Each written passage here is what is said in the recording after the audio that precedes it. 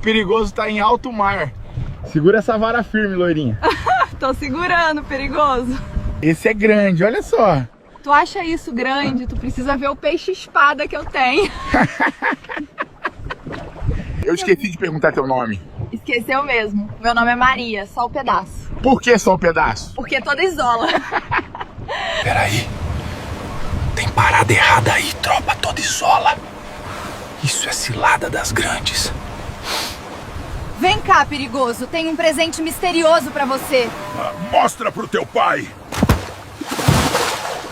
Saí de uma cilada e parei no paraíso. Olha aquilo, parece uma ilha só de mulheres. O pai ganhou na Mega Sena.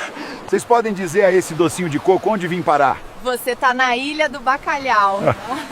Quem gosta tá aqui. Elas estão me levando para conhecer a chefe da tribo.